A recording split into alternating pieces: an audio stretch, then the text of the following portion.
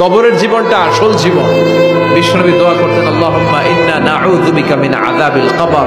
আল্লাহ, আমি আপনার কাছে কবরের আযাব থেকে পানাহ চাই, কবরের আযাব থেকে বাঁচতে চাই।